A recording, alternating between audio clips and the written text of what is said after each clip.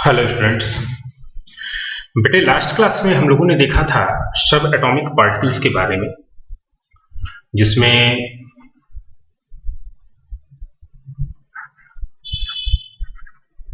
सब atomic particle. तो सब एटॉमिक पार्टिकल कौन कौन से थे? एक तो हमने देखा इलेक्ट्रॉन के बारे में, प्रोटॉन के बारे में और न्यूट्रॉन के बारे में। इलेक्ट्रॉन जो था, उस इलेक्ट्रॉन का सिंबॉलिक रिप्रेजेंटेशन क्या था?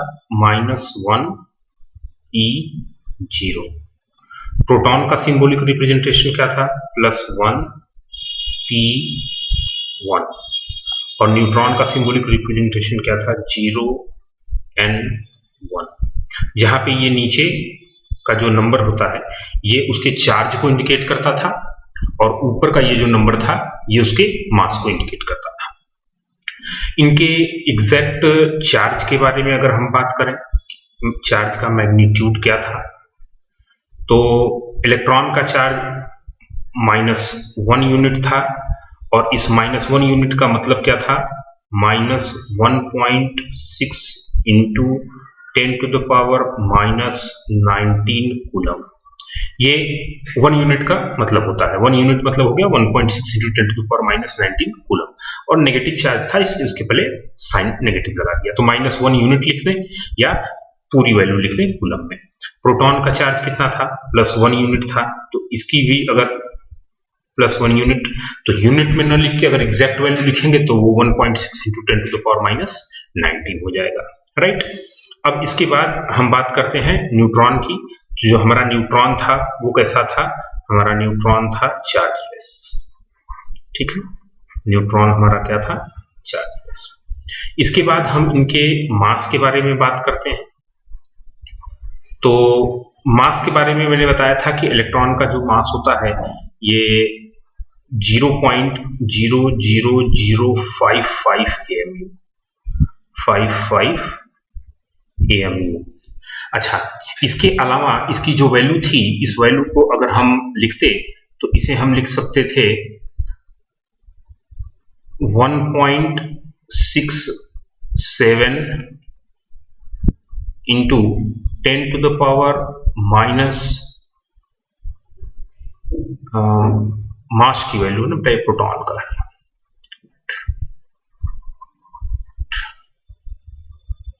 9.1 इंटू 10⁻31 kg। ये kg में भी लिख सकते थे, और इसी वैल्यू को हम क्या लिख सकते थे? 1/1837 times mass of hydrogen. Mass of hydrogen, hydrogen का जो मास है उसका 1837 टाइम्स लेस कर देना है। ये मास होता था किसका? इलेक्ट्रॉन का। तो ये डिफरेंट यूनिट में आपको मास बताए गए हैं, और ये सारी वैल्यू जो है वो अलग अलग एग्जामिनेशंस में पूछी जाती हैं। तो आपको सारी वैल्यू एग्जैक्टली पता होनी चाहिए कि सारी वैल्यू एग्जैक्टली इलेक्ट्रॉन के मास की है क्या। प्रोटॉन के मास के बारे में बात हुई थी, तो हमने बताया था कि प्रोटॉन का मास और न्यूट्रॉन का मास दोनों अप्रोक्सीमेटली 1 AMU होता है। प्रोटॉन का मास भी और न्यूट्रॉन का मास भी दोनों अप्रोक्सीमेटली 1 AMU है। लेकिन अगर एग्जैक्ट वैल्यू की बात करें तो प्रोटॉन का मास था 1.6726 इंटू 10⁻⁻27 kg, और न्यूट्रॉन का मास 1.67। आप देखो डेसिमल के सेकंड प्लेस तक जो है वो कोई डिफरेंस नहीं है। 67 इंटू 49 इंटू 10⁻⁻27 kg, राइट। अब दोनों के मास को अगर हम कंपेयर करें तो हम बोल सकते हैं कि जो मास ऑफ न्यूट्रॉन है, न्यूट्रॉन का mass, it is slightly greater than mass of the proton. Proton के मास के कंपैरिजन में जो न्यूट्रॉन का मास है वो कैसा है? स्लाइटली ग्रेटर है। अब इसके बाद बेटा हम जो सेकेंड पार्ट की बात करते हैं अपने इस चैप्टर में, तो वो हम बात करते हैं डिस्चार्ज ट्यूब एक्सपेरिमेंट की, राइट। अब आप देखो यहाँ पर ये हमारा जो टॉपिक है नेक्स्ट, ये है डिस्चार्ज ट्यूब एक्सपेरिमेंट।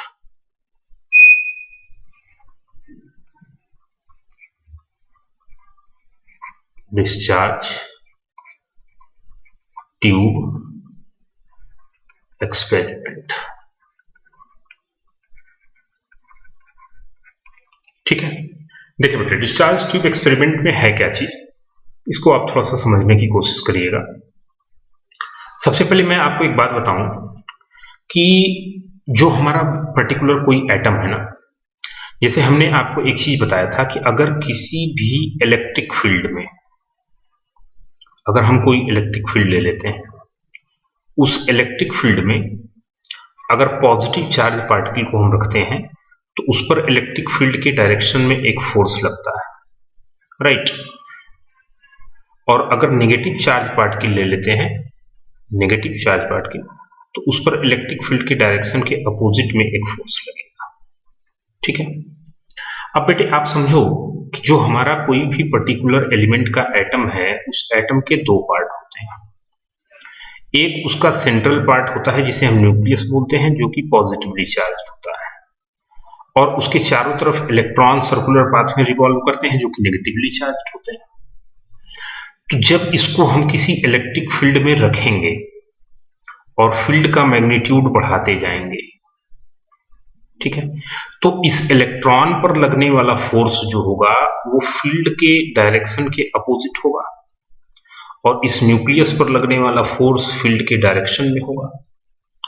जो फोर्स का मैग्नीट्यूड था वो कितना था, फोर्स का मैग्नीट्यूड था Q इंटू E, ठीक। तो जैसे जैसे हम इस E की वैल्यू बढ़ाएंगे, E की वैल्यू बढ़ाने पर इस पर लगने वाला जो फोर्स Q इंटू E है, इसका वैल्यू बढ़ता जाएगा। इस पर लगने वाला फोर्स Q इंटू E, इसकी वैल्यू बढ़ती जाएगी। तो एक ऐसी कंडीशन आएगी कि उस पर्टिकुलर कंडीशन में ये इलेक्ट्रॉन उस एटम को छोड़ के जो है बाहर निकल जाएगा, राइट।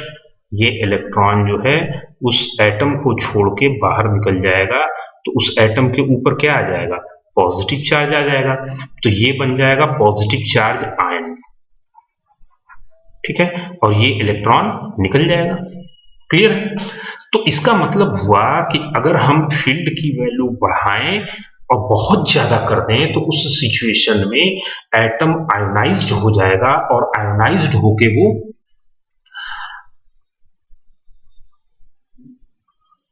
जो पर्टिकुलर हमारी गैस है, उस गैस के आयंस और इलेक्ट्रॉन्स दो पार्ट में डिसोसिएट हो जाएगा, राइट। इसी को हम जब डिस्चार्ज ट्यूब एक्सपेरिमेंट में समझने की कोशिश करेंगे ना, तो बहुत आसानी से ये चीजें हमको समझ में आएंगी। अब आप देखो बेटे, है क्या डिस्चार्ज ट्यूब एक्सपेरिमेंट में एक ग्लास की ट्यूब ली गई जिसको हम डिस्चार्ज ट्यूब बोलते हैं, ठीक है।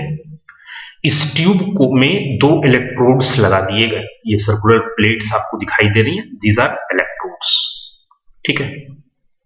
अब क्या था बेटा, दो इलेक्ट्रोड्स लगा दी गई और दोनों इलेक्ट्रोड्स को एक बैटरी से कनेक्ट कर दिया गया, राइट।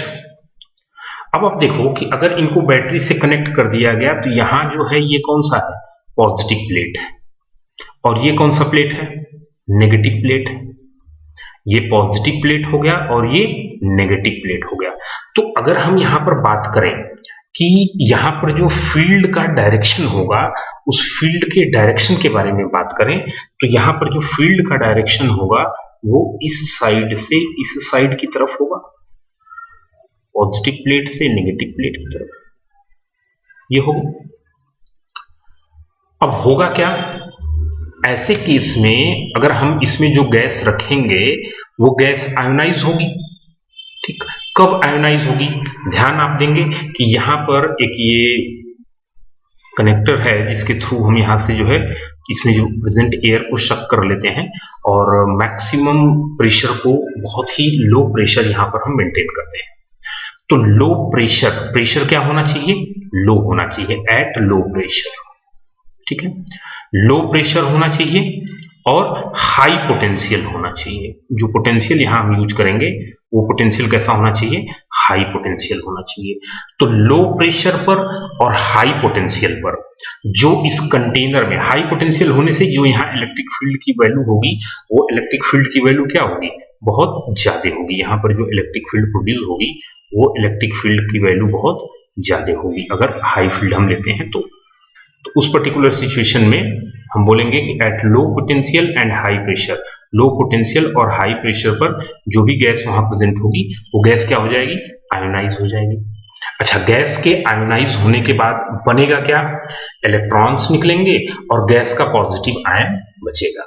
अब बेटे आप ध्यान दो कि अगर इलेक्ट्रॉन्स यहां निकलेंगे तो जो इलेक्ट्रॉन्स यहां पर निकलेंगे वो इलेक्ट्रॉन्स किधर की तरफ मूव करेंगे, वो इलेक्ट्रॉन्स मूव करेंगे इस एनोड की तरफ, क्योंकि एनोड कैसा होता है, पॉजिटिवली चार्ज्ड होता है। तो वो इलेक्ट्रॉन इस एनोड की तरफ मूव करेंगे और मूव करने के बाद यहाँ पर जो ग्लास है या जिंक सल्फाइड की अगर कोटिंग होगी तो उस पर जाके वो ग्रीन कलर का ग्लो प्रोड्यूस करेंगे, राइट। तो ये एक नॉर्मल ऑब्जर्वेशन था कि डिस्चार्ज ट्यूब में जब लो प्रेशर और हाई पोटेंशियल पर गैस को लिया गया तो गैस जो हो आयोनाइज हुई और उसके आयोनाइज होने से वहां पर जो है एक रेड ग्लो और ग्रीन ग्लो, दो टाइप के ग्लो हमको ऑब्जर्व हुए।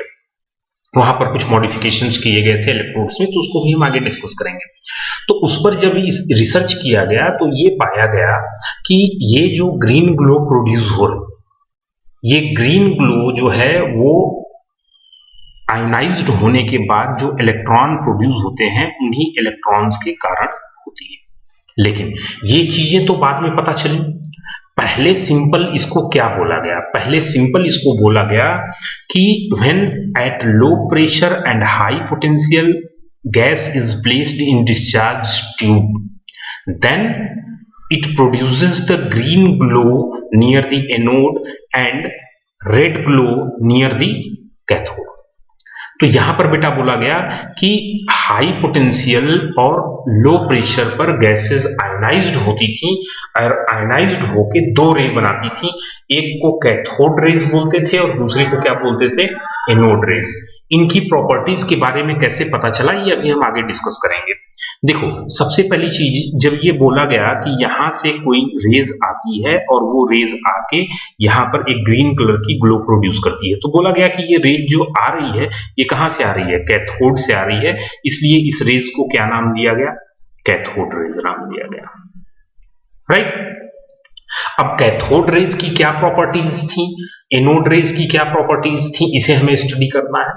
तो हम पहले यहां देख लें कि इलेक्ट्रॉन जो है वो तो मूव कर गया किधर, एनोड की तरफ, क्योंकि एनोड का चार्ज पॉजिटिव था, और जो गैस का आयन बना, जो पॉजिटिव आयन गैस का बना आयोनाइज होने के बाद, दोनों एक ही जगह बनेंगे, पॉजिटिव आयन भी बनेगा और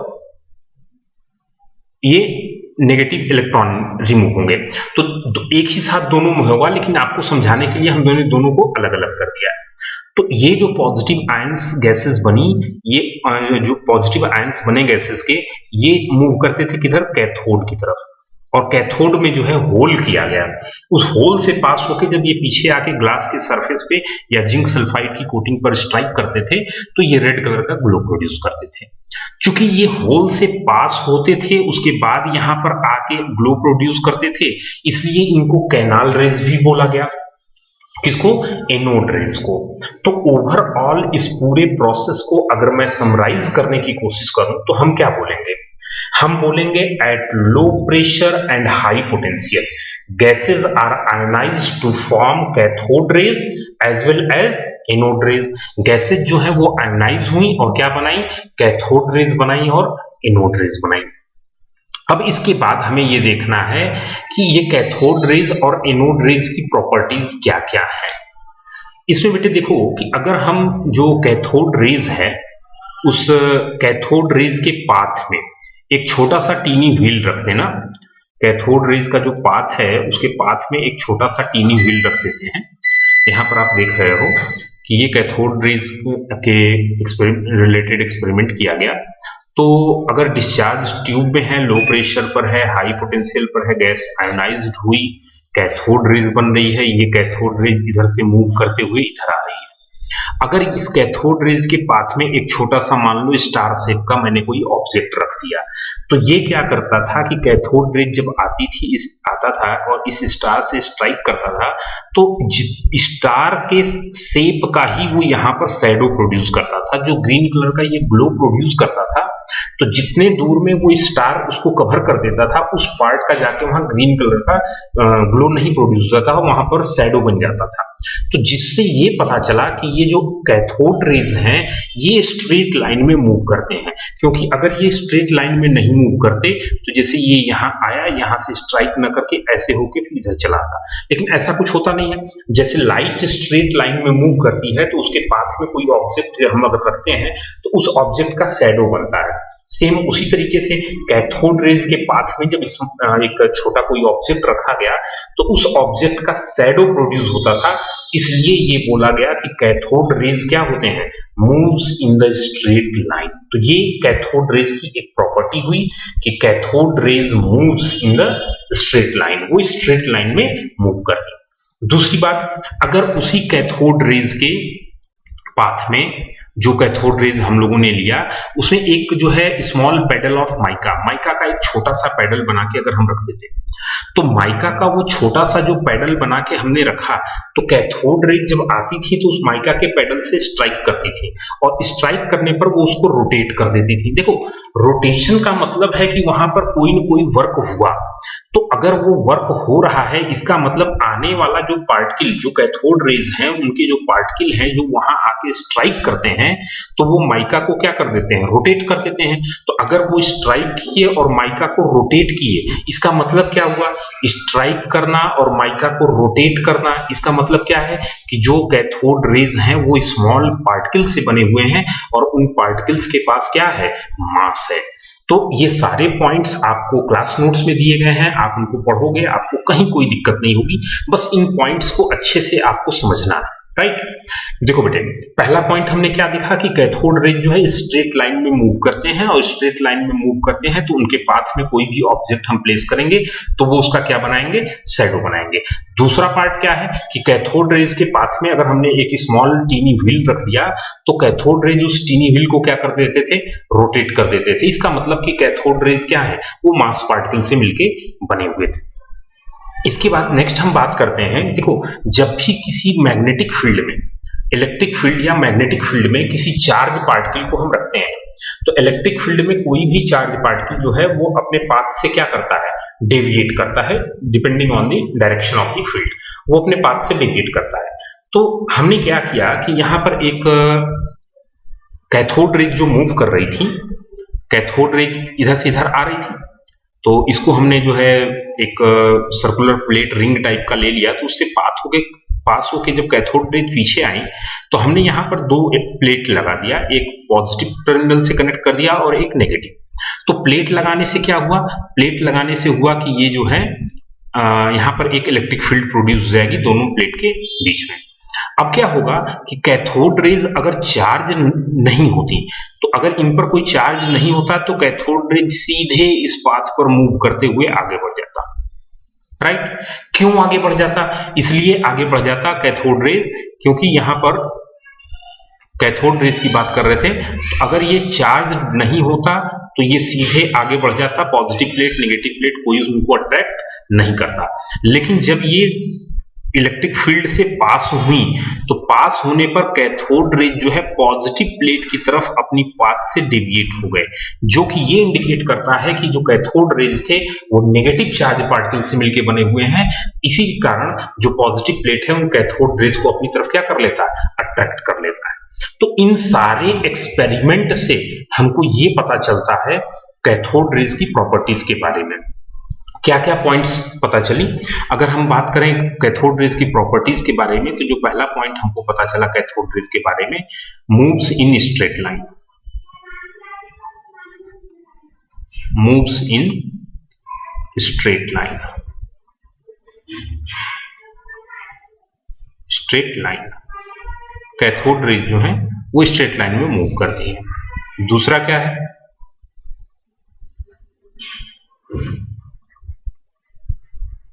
made up of small mass particles.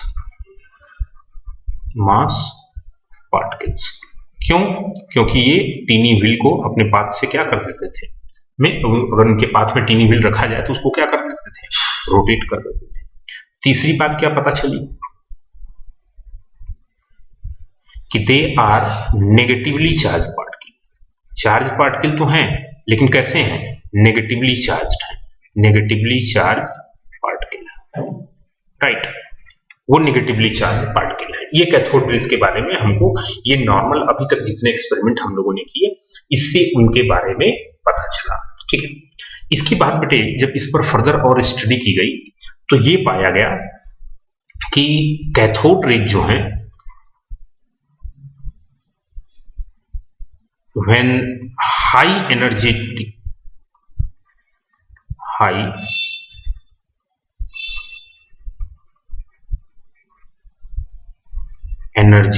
beam of cathode rays, energetic beam of cathode rays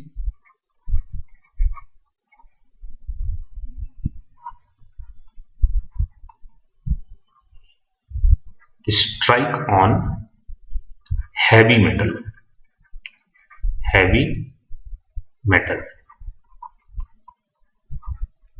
they produce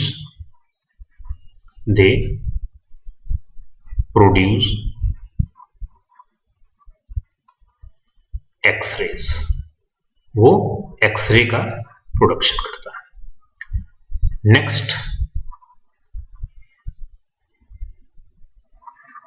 cathode rays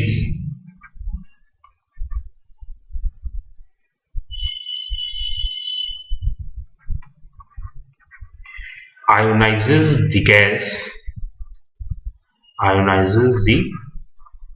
gas when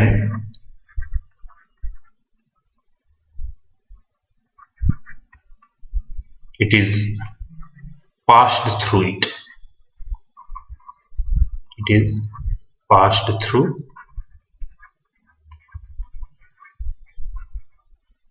the gas. मतलब कैथोड रेज जब किसी गैस के थ्रू पास होती थी तो वो उस गैस को क्या कर देती थी, आयोनाइज कर देती थी, मतलब उसके आयोनाइज करने की कैपेसिटी इसके पास है।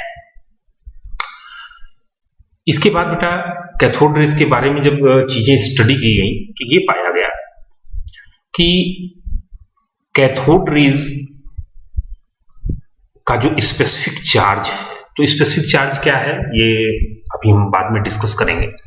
कैथोड रेज का जो स्पेसिफिक चार्ज है यानी चार्ज अपॉन मास रेशियो, देखो स्पेसिफिक चार्ज एक्चुअली होता है चार्ज और मास का रेशियो, तो कैथोड रेज का जो स्पेसिफिक चार्ज है वो एग्जैक्टली इलेक्ट्रॉन के स्पेसिफिक चार्ज के बराबर। तो कैथोड रेज जो नेगेटिवली चार्ज पार्टिकल हैं और उनका स्पेसिफिक चार्ज इलेक्ट्रॉन के स्पेसिफिक चार्ज के एग्जैक्टली बराबर। तो बाद में सारा जब एक्सपेरिमेंट किया गया तो पाया गया कि ये कैथोड रेज एक्चुअल में अलग से कुछ नहीं है, ये कैथोड रेज इलेक्ट्रॉन्स ही हैं, जैसा कि मैंने पहले आपको स्टार्टिंग में ही बताया था कि गैस के आयोनाइज होने से इलेक्ट्रॉन निकलते हैं और वो इलेक्ट्रॉन एनोड की तरफ मूव करते हैं और उसी को क्या बोला गया, कैथोड रेज। लेकिन जब स्टार्टिंग में ये एक्सपेरिमेंट किया गया तो उस समय ये सारा नॉलेज नहीं था। बाद में जब उसके सारे एक्सपेरिमेंट हुए, उनकी वैल्यू कैलकुलेट की गई तो पाया गया कि एक्चुअली में कैथोड रेज का जो सारी प्रॉपर्टी है वो इलेक्ट्रॉन की प्रॉपर्टी से मैच करती है। तो जब इलेक्ट्रॉन्स एक बीम के फॉर्म में वहां मूव कर रहे हैं उन्हीं को हम क्या बोल दे रहे थे पहले, कैथोड रेज। तो ये पाया गया कि जो कैथोड रेज हैं ये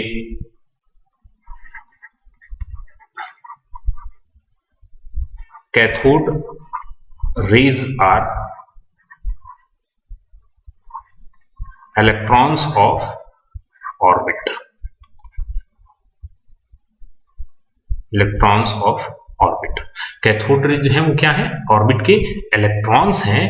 अब ये आप यहां पर कंफ्यूज नहीं होना है कि ऑर्बिट का जो इलेक्ट्रॉन है वो कैथोड रेज है, नहीं, इलेक्ट्रॉन्स ऑफ ऑर्बिट जो कि आयोनाइज होने के बाद बाहर आता है और इलेक्ट्रिक फील्ड के इन्फ्लुएंस के कारण एक बीम के फॉर्म में मूव करता है, उसे हम कैथोड रेज बोलते हैं। तो ये आपको क्लियर होना चाहिए। ये बताया था किसने? विलियम क्रूक्स ने। विलियम क्रूक्स अप्रोक्सीमेटली 1886 के आसपास इन्होंने बताया था, विलियम क्रूक्स ने, कि कैथोड रेज जो है वो इलेक्ट्रॉन्स ऑफ ऑर्बिट हैं, जो कि इलेक्ट्रिक फील्ड के इन्फ्लुएंस में बीम के फॉर्म में मूव करते हैं। राइट। इसके बाद अब अगर हम बात करते हैं कैथोड रेज के स्पेसिफिक चार्ज की, तो 7th पॉइंट की बात कर लें। थोड़ा सा मैं यहाँ पे स्पेसिफिक चार्ज डिस्कस कर दूं कि ये टर्म बार बार आ रहा है, स्पेसिफिक चार्ज। देखो बेटे, स्पेसिफिक चार्ज क्या होता है? किसी भी पार्टिकल का जो चार्ज है, ठीक, उसको उसके मास से डिवाइड कर देना, चार्ज अपॉन मास। ठीक है, तो चार्ज अपॉन मास का जो रेशियो होगा उसी को हम क्या बोलेंगे? स्पेसिफिक चार्ज बोलेंगे। राइट। तो ये अलग से कोई बहुत टफ चीज तो है नहीं। तो जो कैथोड रेज हैं, ये कैथोड रेज ये एक्चुअली में है क्या? Beam of electron. Beam of electron. तो अगर ये बीम ऑफ इलेक्ट्रॉन है तो इनका ये हमेशा इलेक्ट्रॉन ही तो रहेंगे। हम गैस कोई भी ले लें डिस्चार्ज ट्यूब में, वो गैस जब आयोनाइज होगी तो उससे निकलेगा तो इलेक्ट्रॉन ही, और वही इलेक्ट्रॉन हमेशा कैथोड रेज बनाएगा। यानी कैथोड रेज हमेशा बीम ऑफ इलेक्ट्रॉन ही रहेंगे। तो बीम ऑफ इलेक्ट्रॉन के लिए उसका जो चार्ज है, ठीक, इलेक्ट्रॉन का चार्ज और उसका जो मास है, तो इलेक्ट्रॉन का मास यानी स्पेसिफिक चार्ज। तो इलेक्ट्रॉन का चार्ज कितना? 1.6 into 10 to the power minus 19, और इलेक्ट्रॉन का मास कितना? 9.1 into 10 to the power minus 31।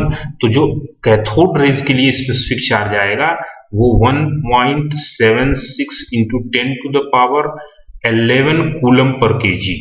Coulomb per kg. तो ये जो वैल्यू होती है स्पेसिफिक चार्ज की, ये फिक्स होती है।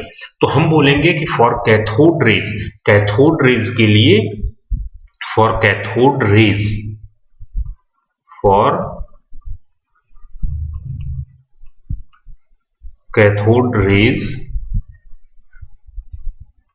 स्पेसिफिक चार्ज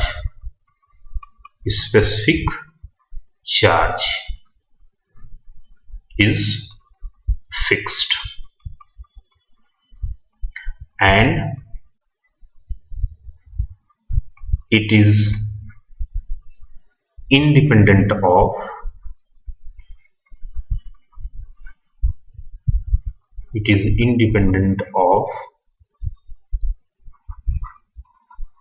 gas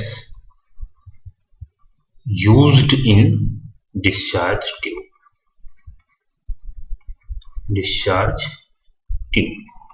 राइट बेटा। देखो, कैथोड रेज क्या थे? कैथोड रेज जो है वो स्पेसिफिक चार्ज कैथोड रेज का फिक्स है। ठीक है, कैथोड रेज का स्पेसिफिक चार्ज फिक्स है। क्यों फिक्स है? क्योंकि कैथोड रेज हमेशा क्या थे? इलेक्ट्रॉन ही थे। तो अगर वो हमेशा इलेक्ट्रॉन है तो इलेक्ट्रॉन का चार्ज फिक्स, इलेक्ट्रॉन का मास फिक्स, चार्ज और मास फिक्स है तो उनका रेशियो भी फिक्स। तो गैस कोई भी डिस्चार्ज ट्यूब में ली जाए, जो कैथोड रेज बनेंगे उन कैथोड रेज का स्पेसिफिक चार्ज हमेशा क्या रहेगा? कांस्टेंट रहेगा। वैल्यू कितनी होगी? हमने कैलकुलेट किया 1.76 into 10 to the power 11 coulomb per kg. तो ये ऑलमोस्ट सारी प्रॉपर्टीज थी किसकी? कैथोड रेज की। ऐसे ही सिमिलर जब बात की गई किसकी? एनोड रेज की। तो एनोड रेज में भी यही सारे एक्सपेरिमेंट्स फिर से रिपीट किए गए।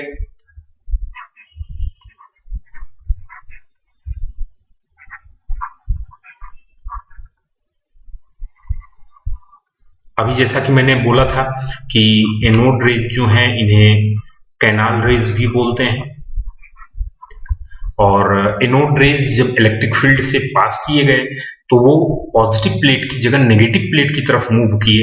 इसका मतलब एनोड रेज पॉजिटिव पार्टिकल से मिलके बने थे, इसलिए इसको पॉजिटिव रेज भी बोलते हैं।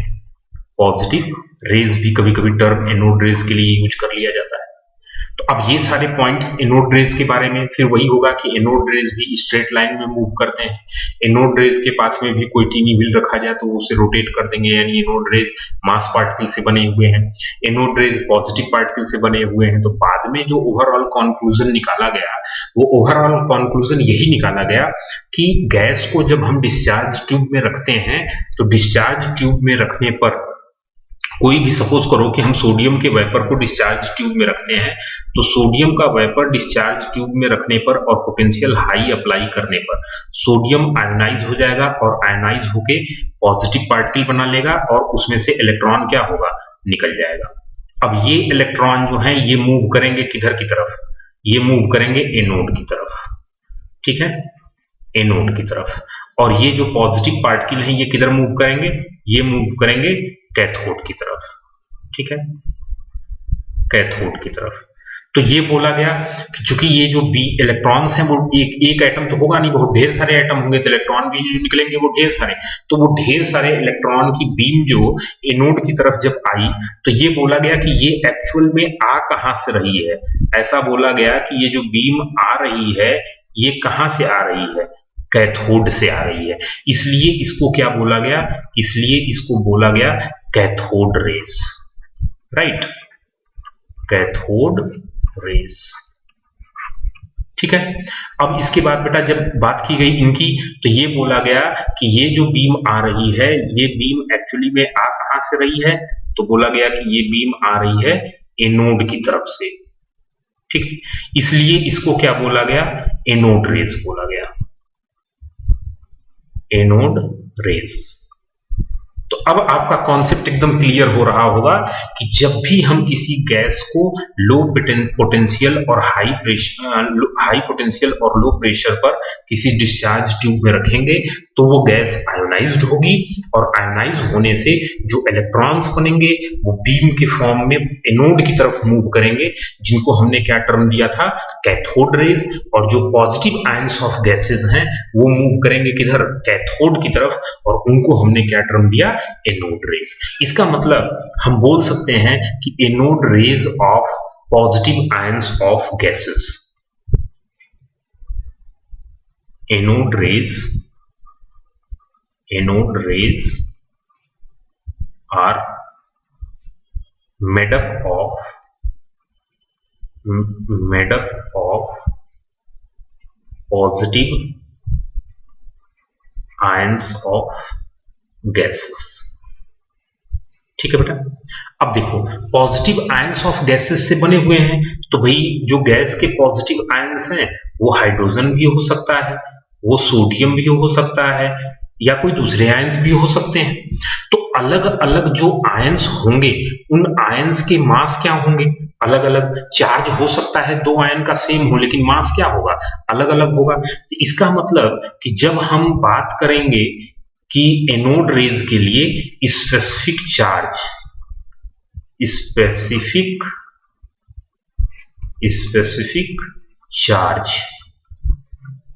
ऑफ एनोड रेज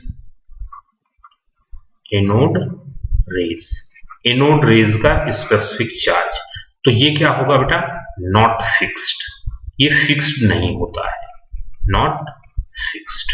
ये क्या होगा, ये हाइड्रोजन के लिए अलग होगा, सोडियम के लिए अलग होगा, कोई दूसरी गैस लेंगे तो अलग होगा। इसका मतलब specific charge depends on specific charge for anode rays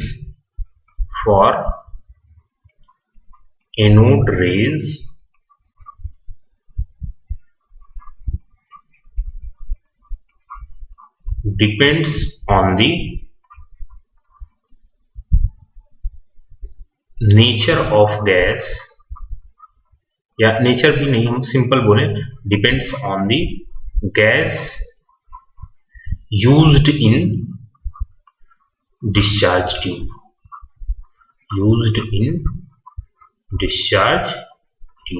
कौन सी गैस डिस्चार्ज ट्यूब में यूज की जा रही है, इस बात पर डिपेंड करेगा क्या, specific charge of the anode rays.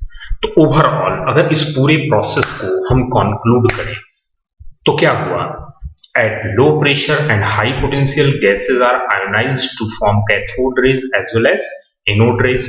Cathode rays are what? They are the beam of electrons. Anode rays are positive ions of gases. Cathode rays are made up of the negatively charge particle, क्योंकि electron है उनका specific charge क्या होगा? Fix होगा। Gas कोई भी हम use कर लें, कैथोड रेज स्ट्रेट लाइन में पाथ करेंगे और अपने पाथ में जो भी ऑब्जेक्ट आएगा उसका शैडो बनाएगा। कैथोड रेज पॉजिटिव प्लेट की तरफ डेविएट होगा। कैथोड रेज के पाथ में अगर टीनी व्हील रखा जाए तो उसे रोटेट कर देगा।